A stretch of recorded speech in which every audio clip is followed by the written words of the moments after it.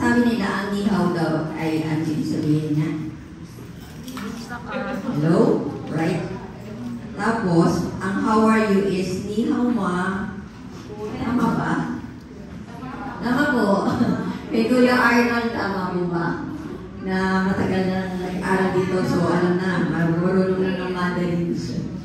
Kami magtutut ay 9 years na pala, pero 8 pa rin ang alam. So mga kapatid, again, pakikamusta yung katabi mo. How are you?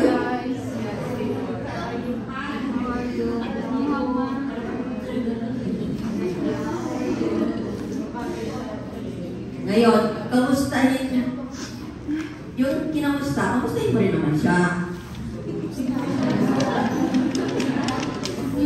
Gusto po ba natin mga kapatid yung laging may nangangamusta? Amen! Wait, depende yata. Pwede lang susunod na ng ano. Baka naman, pwede magpalakit na. Okay, so masaya po ba tayo mga kapatid? Sa araw ito. At bago po tayo mag-proceed sa salita ng Panginoon, muli po tayong tumayo para po basahin ang ating declaration of faith. Because we believe mga kapatid na sa mga oras na ito yung dapat nating isa-isip at tandaan na po. Today, I will listen to God's Word. It empowers me by instructions and corrections, giving me the strength to take the right direction and lead me deeper in the path of godliness.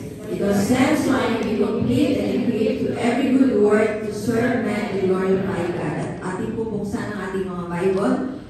So 1 Corinthians chapter 12, verse 12, sabi po doon, just as a body, though one has many parts, but all its many parts form one body. So it is with Christ. Ayun po muli manalangin, Panginoon. Muli kami nagpapasalamat, Lord God, for this morning. Given us, Lord God, maraming salamat po. Muli sa pribilehiyo, Panginoon, pag-aralan yung mga salita. Makarinig na yung mga salita, Lord God. Lord, we pray, Father God, that you open our hearts and our minds, Lord God, upang ano man, Lord, ang aming pong maririnig, mababasa sa umagang ito, Lord God, ay tumimo sa aming mga puso't isipan at aming pong may apply sa aming pang araw-araw na mababungong kay Lord God. At sa iyong lingkod na gagamitin sa umagang ito, Lord God, kinikilala po niya na wala siyang magagawa, Panginoon, kung wala po ang tulong mo, wala po ang pangungunan mo, Lord God. Kaya patuloy, Lord God, na gamitin po lang po siya, Panginoon, bilang tagapagpahayag na iyong mga salita, Panginoon po. Mga banal na salita, Panginoon, na walang mo ang magpinig or mamutagi sa kanyang mga labi. Maraming salamat, Lord. Your last glory, honor, and adoration is powerful. We will pray. Amen and amen. So mga kawag po na po tayo, mga kapatid. So gaya nga po na naituro sa atin last week ni Kuya Pastor. Ayaw niya kasi tatawagin siya ng Pastor, kaya Kuya Pastor. Pareho na lang, Kuya Pastor. So, yun po, sabi po, ang ating pong theme this month is from the 1 Corinthians chapter 12, verse 12. So, sabi po sa theme natin, complete in Christ.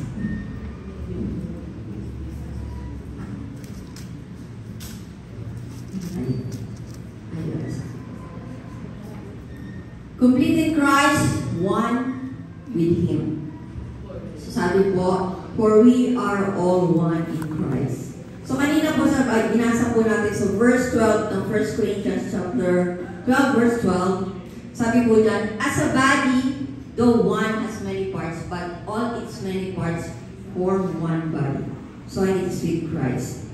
So ang body of Christ, mga kapatid, is ginamit pong metaphor for ano po yung tinutukoy? The church. So the church is called the body of Christ because sino po ba yung head ng church? Jesus Christ. So we are called to do the work of Christ. Alam po ba natin yung mga kapatid? Ina-acknowledge po ba natin that we are called to do the work of Christ, each like members of a body. So doon po sa text natin this morning, sa 1 Corinthians, meron po doon dalawa, but may mga points po tayo. First, we are all share the same spirit. So, tayo po bilang mananampalataya ng Panginoong Yesus, meron na pong nag-i-indwell sa atin. At sino po yun? The Holy Spirit. Kilala po ba natin siya? Kanina lang, we desire to have encounter once again sa Kanya. So sabi po sa Romans chapter 8, verse 9, you are not controlled by your sinful nature, you are controlled by the Spirit if you have the Spirit of God living in you. Pero meron po diyang naka-open and close parenthesis. Sabi po dyan, and remember that those who do not have the Spirit of Christ living in them, ano daw po sabi? Do not belong to Him at all. So kapatid, huwag ka maguluhan or lungkot kung nag-struggle ka when it comes to sins. Kasi, sabi po dyan, you are not controlled by your sinful nature na. You are controlled by the Spirit na ibinigay ng Panginoon. Living in you. Living in each one of us na tinanggap ang Panginoon Jesus bilang ating Panginoon at tagapagligtas. So bakit po natin binibigyan to ng diin ngayong umaga mga kapatid? Kasi we as a church, we can be united if we really have the same Spirit. Amen? So mamaya po malalaman natin. Sabi po sa 1 Corinthians chapter 12 verse 4, there are different kinds of spiritual gifts, but the same Spirit is the source of them all. So anong gift ang meron ka? Anong gift ang meron ang katabi mo? So sabi po, those gifts, iisa lang po yung source. At sabi po sa 1 Corinthians chapter 12 verse 13, some of us are Jews, some are Gentiles, some are slaves, and some are free, but we have all been baptized into one body by one Spirit, and we all share the same Spirit. Tanungin mo yung katabi mo, anong probinsya mo sa Pilipinas? So, anong dialect mo? So, ang sabi mga kapatid, kasi syempre, puro tayo mga Pilipino dito, no? Wala si Brother Jordan, no? So, ganun din daw po mga kapatid. So, ano man po yung race na pinanggalingan po natin, di ba? If you are Jew, Gentile, slave, free, we have all been baptized into one body by one Spirit. Kaya po, we all share the same Spirit. Kaya minsan makapansin mo, bakit yung devotion mo katulad din ng devotion? Because we are leading with the same Spirit. Bakit yung nadidiscern mo, nadidiscern ko din? Because we are leading by the same Spirit. Bakit sis? Meron pa bang ibang spirit? Yes. Sabi po sa 1 Corinthians chapter 12 verse 10, He gives, dun po sa middle part na po, He gives someone else the ability to discern whether a message is from the Spirit of God or from another spirit. So mga kapatid po, diba? Tayo po, alam natin kung ang message is from the Holy Spirit or from the other spirit.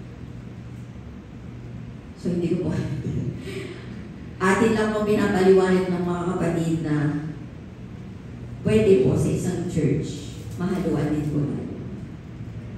Ano po? Ito ay pinapunawa or tinuturo po sa atin para maging aware po tayo. Para yung discernment po natin mga kapatid, para hindi po magkaroon ng division, is nandoon po.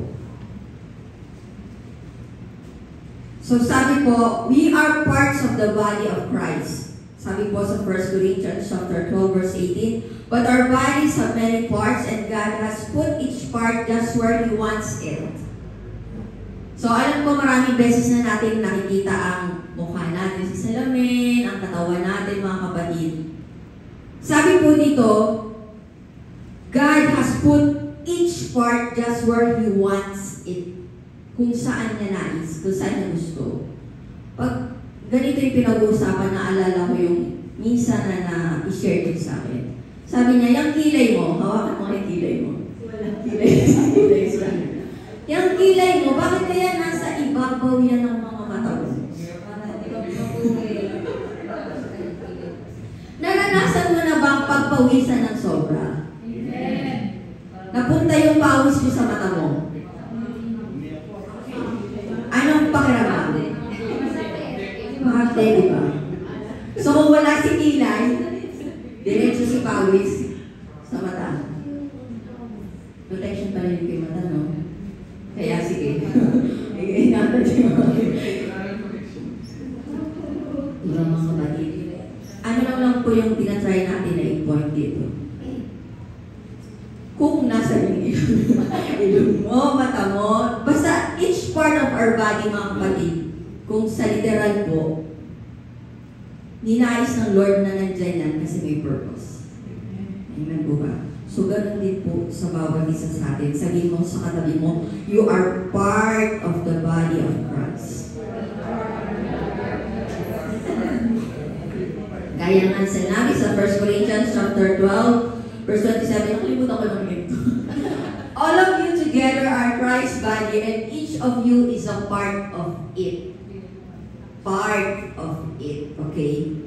So, ibig sabihin po, Jesus is the head of the church, right? Amen. So, we as believers, ano yung dapat mong gawin? Saan pumupunta ang mga paa? Anong inaabot ng mga kamay? Kung ano ang sinasabi na? Ng head. Di ba? Okay, so ganito mga kapatid. We as believers follow Christ, listen to Christ, and let Christ guide our steps. Kasi siya nga yung head, right? Siya po yung head, so just as the head of the body does, ganun din po ang Panginoong Jesus. Dapat nakikinig tayo sa Kanya, dapat po sumusunod tayo sa Kanya, at dapat po nililet natin na siya yung mag-guide sa atin. The body needs many parts. Many gifts, talents, and skills to function. So kapatid, kung ikaw ay may gift na nirecognize mo na, alam mo na, ito yung gift ko, huwag mo na pong ipilit na gawin yung gawain ng iba. Diba? Although meron naman talagang bawat isa sa akin na nag-discard, gusto ko po talaga na sumayangan kaya lang kaliwa, parehong kaliwa yung mga paa ko. Pero mga kapatid, nadadala naman po sa panalangin. Tsaka sa practice. Kasi may patutuo na po niya.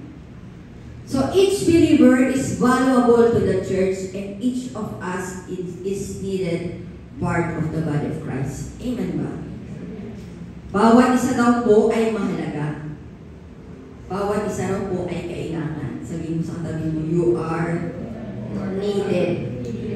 Kailangan ka. So, mag-commit ka na. Mag-discipleship program ka. So, sabi po sa 1 Corinthians chapter 12, verse 17. Ayun. If the whole body were an eye, how would you hear? Sige, imagine mo. Kung katawan mo, puro mata. Paano ka raw makakarinig? Or if your whole body were an ear, puro naman tenga, how would you smell and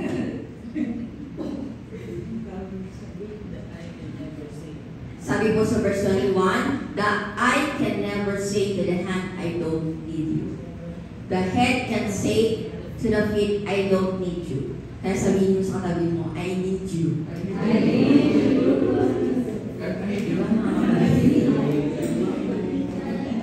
Tama. Kasi yung katabi mo, part of the body of Christ yan. So, ibig sabihin, kailangan mo yan. Kahit araw-araw mo na siya kasama, kahit malakas siya bumili, kahit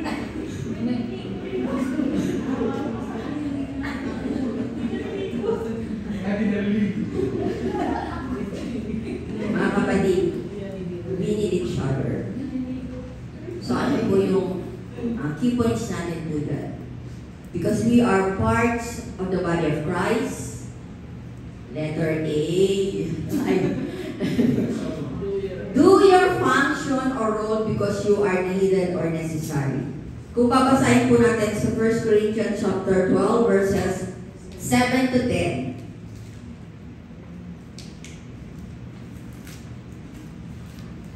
1 Corinthians chapter 12 verses 7 to 10, sabi po doon, a spiritual gift is given to each of us so we can help each other. To one person, the Spirit gives the ability to give wise advice. To another, the ability to give,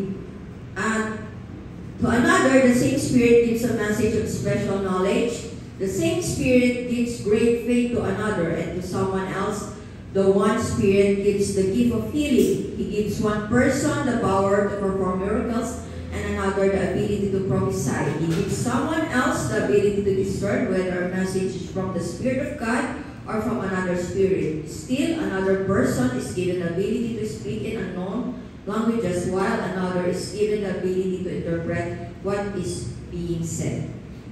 So, at ano po ang sabi sa 1 Corinthians chapter 12, verse 28, here are some of the parts God has appointed for the church.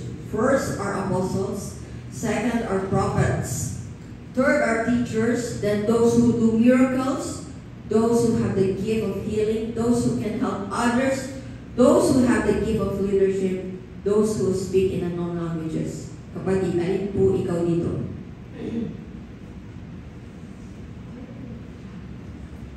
So, alin man po sa mga ito ang binigay sa atin ng Panginoon or ng Holy Spirit na gift, you are needed. Kaya po kailangan po natin gawin yung duties natin. Pag naging missing in action ng isang parte, ano na lang kaya mangyayari sa body of Christ? Kaya sabihin mo sa katabi mo, huwag kang mawawala.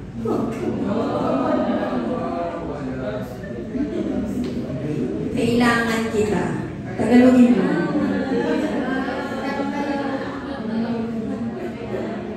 Kaya mga kapatid, bawat isa po sa atin, because we are parts of the body of Christ, let us do our function or our role. Hindi naman ako kailangan kasi ganito, ganyan. No. That is one of the lies na ipinapasok ng kaaway sa isipan mo para hindi ka magpagamit sa Lord. Letter B,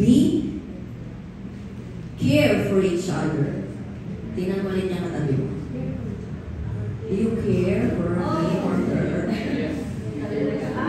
Sabi po sa 1 Corinthians 12:25, this makes for harmony among the members so that all the members care for each other. So tayo naman po yung mapalad, ano mga kapatid, dahil dito naman po sa Logos Nancy ay we care for each other. Diba? Isa niya sa sobrang pag-care natin, tinutulungan na rin natin mag-diet, di ba? Tinutulungan na rin natin na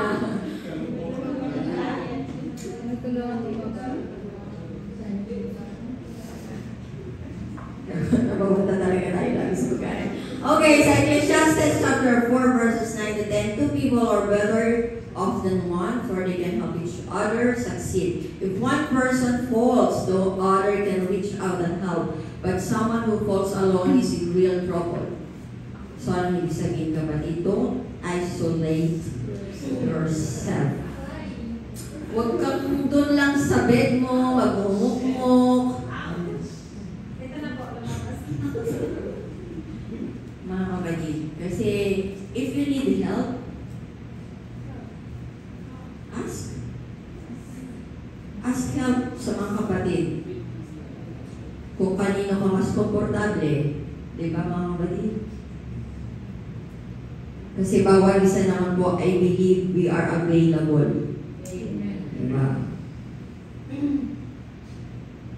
And so 1 Thessalonians chapter 5, verse 11, so encourage each other and build each other up just as you are already doing. So, encourage one another. So tayo mga kapatid, we have different lives, diba? Mga pamilya, trabaho, or workplace, mga leaders sa trabaho. So each of us have struggles, iba-iba. But we have each other to encourage one another. Nawa po ayun natin laging tandaan. Letter C.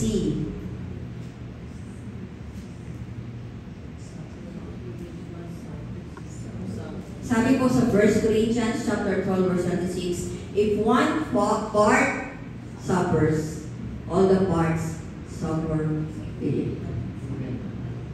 And if one part is honored, all the parts are glad. So sabi po, if one part suffers, all the parts suffer. Kapag yung hinliliit mo sa paa mo ay nadali sa ganito, ramdam ba yun ang buong katawan? Diba? Parang yung suko. Parang to, malabunot. Sasakit, no? Nakakasabi ba yun? Hinliliit. So mga kapatid, kung ang ating pong human body is ganun, ganun din po sa church. Kapag po may isa or ilan po sa atin na nagsasuffer, hindi po talaga maiiwasan na kasama po ang mga members. We all suffers with those one brethren na nagsasuffer din po mga kapatid. Sabi po sa Galatians chapter 6 verse 2, share each other's burdens, and in this way obey the law of Christ. Bakit kaya sinabi ng Lord, share each other's burdens? Kapag ang dami-dami mong bitbit, ang bigat-bigat, tapos merong lumapit sa'yo, sis, ano nang bitbit nitong iba? Anong nangyayari? Anong pakiramdam mo?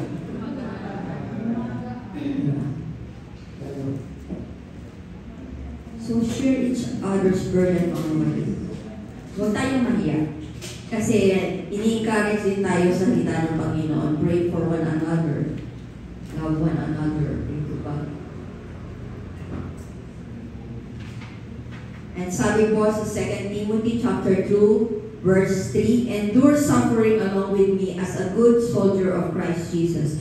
Ano ba yung mga pinagdaanan ni Apostol Paul para sa church?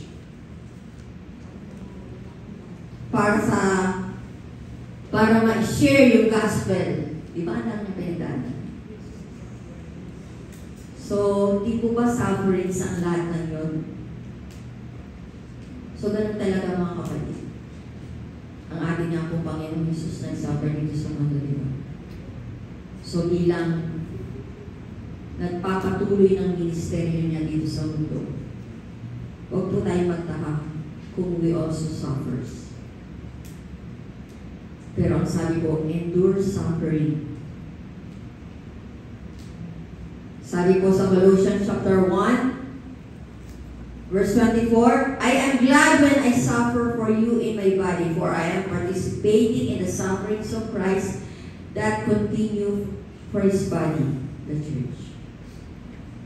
So sabi nga po sa Tagalog, ano nga, sakit ng kaligtingan, ramdam ng buong katawan. Bakit ganyan ang mata mo? Naiyak pa na. Diba?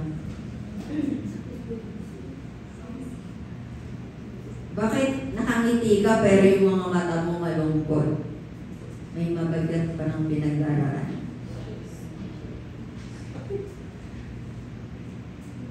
And sa letter D, be glad with one part who is honored. So, yun po ay kalugsong sa 1 Corinthians chapter 12 verse 26. If one part suffers, all the parts suffer with it. And if one part is honored, all the parts are glad. Sabi nga po sa 1 Corinthians chapter 1 verse 4, I always thank my God for you and for the gracious gifts He has given you, now that you belong to Christ Jesus. Kapag may answered prayer ang kapatid, diba? nagagalak ka din.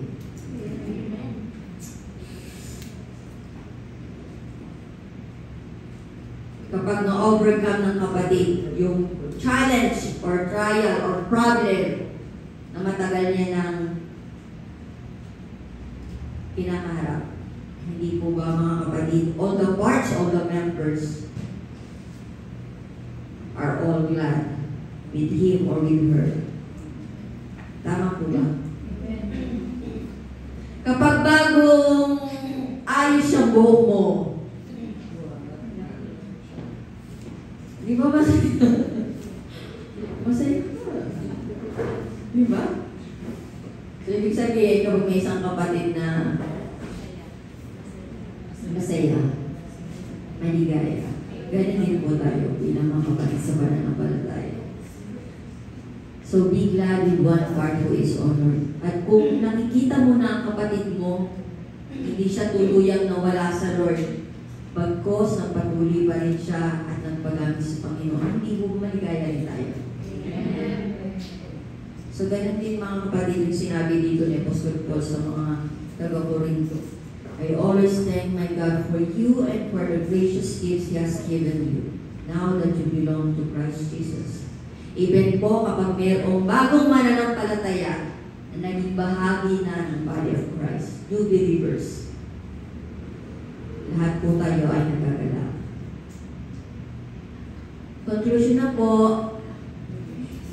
Sa Galatians chapter 3 verse 28, there is no longer Jew or Gentile, slave or free, male or not female, for you are all one in Christ Jesus. We Christians with our individual spiritual gifts are intended by God to work together.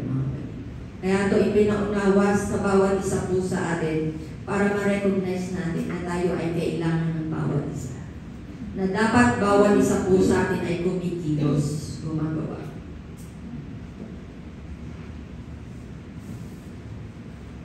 Para masunod natin yung ninanais ng Panginoon.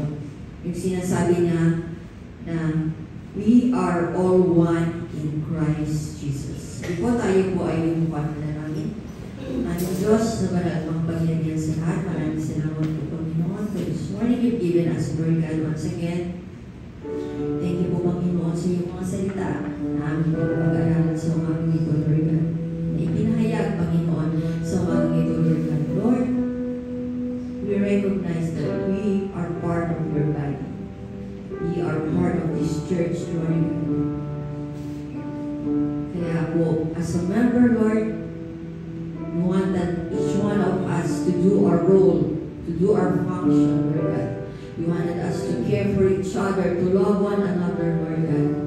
You wanted us, Lord, to suffer with one who suffers and be glad with one who is honored, Lord God. Maraming salamat po, Panginoon, dahil alam namin, Lord God, na ikaw po ang patuloy na namumuna sa amin, Lord God. And we are recognizing you as our head. Kaya po, Panginoon, mananatili kaming matatag, mananatili po kaming united, Lord God. If we acknowledge you, if we honor you, and if we follow you, we listen to you, Lord God, as our head, Panginoon. Maraming salamat, Lord, and thank you once again, Panginoon, sa buhay ng mga kapatid ko na nakasama namin sa umagang ito, Lord God. Nawa ay patuloy, Panginoon, yung desire sa kanilang mga puso na mas makilala ka pa po nila sa kanilang mga buhay, Lord God. Nawa nandun po yung willing heart, Panginoon, yung teachable heart, Lord God.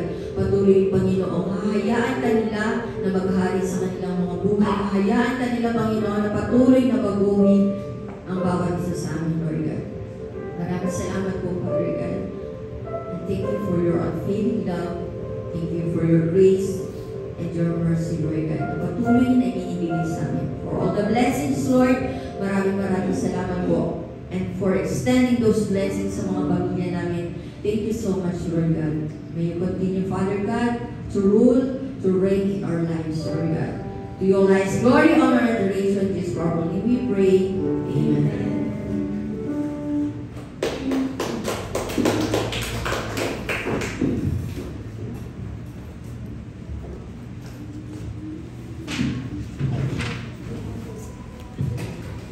Are we blessed, mga kapatid? Palakpakan po muna natin ang isang malakas na malakas na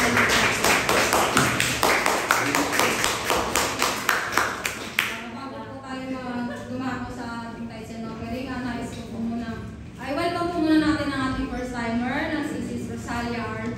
Simon. Welcome po kapatid sa gawain ng Panginoon na ito. At dalangin namin na nawa hindi ito ang una at huli na pagsasama natin, kundi ito ay simula na makasama ka namin sa gawain ng Panginoon. Amen po ba? Sige po, ating buksan ang ating mga Bible sa Deuteronomy chapter 8, verse 18. Sabi dyan, pero alalahanin ninyo na ang Panginoon ay inyong Diyos, ang siyang nagbigay sa inyo ng kakayahang maging mayaman. At ginawa niya ito para matupad niya ang kasunduan niya sa inyong mga ninuno, katulad ng ginawa niya ngayon.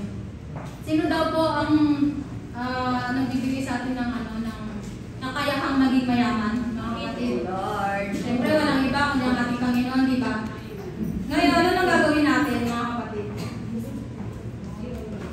Bibili ba natin ng mga magagarang sasakyan, magagandang bahay, mga alahas, yung mga binigay sa atin na kayamanan ng ating Panginoon? Kasi siyempre, sometimes meron, di ba, nakakabili tayo. Pero, ang nais ng Panginoon dun sa verse na yan is, unahin natin ang ating Panginoon. Sabi dito na, giving is a way to acknowledge God as the source of all provision. Amen po ba? Di ba? Sa Kanya naman ang gagaling lahat ng kung anong meron tayo. Kaya sabi niya dito na i-put natin ang ating trust sa Kanya dahil kung ibabalik man natin sa Kanya ang lahat ng ating kaloob sa ating Panginoon, may mga pangako ang ating Panginoon sa atin, mga kapatid. Na pangako na tinutupad. Hindi tulad ng mga pangako na nasisira, di ba? Ayan po ba? And open pa rin po natin ang ating Bible sa 2 Corinthians chapter 9, verse 7 to 8. Sabi po dyan, meron bang sundalo na siya?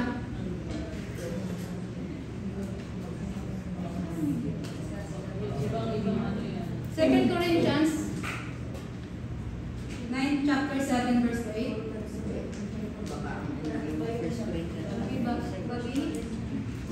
Second Corinthians chapter 9, verse 7 to 8. Ang sabi po dito, ang bawat isa ay dapat magbigay ayon sa kanyang pasya, maluwag sa loob, at hindi napipilitan lamang, sapagkat iniibig ng Diyos ang nagbibigay ng may kagalakan. Amen po ba? Amen. At ang kasunod ng verse na to, yung promise ng ating Panginoon, na once na ibigay natin ng may kagalakan yung ating tithes and offering, nang walang pagsisisi, mga kapatid, yung open arms natin na ibibigay sa Panginoon yung nararapat. May pangako po yan nakapalit. Sabi po sa verse 8, magagawa ng Diyos na pasadanahin kayo sa lahat ng bagay. Amen po ba? Diba? Napaka-amazing ng ating Panginoon. At higit pa sa inyo ang pangangailangan upang sumagana kayo para sa mabubuting gawa. Diba? Hindi po ba ito nakaka-amaze, mga kapatid? Nakaka-amaze, diba? Dahil sa command ng ating Panginoon, may kapalit siya na pangako sa ating. Pangako na natutupad. Yun po ang lagi natin isipin. Kaya mga kapatid, itong verse na to na ina-encourage tayo na unahin natin ang Panginoon sa lahat ng bagay.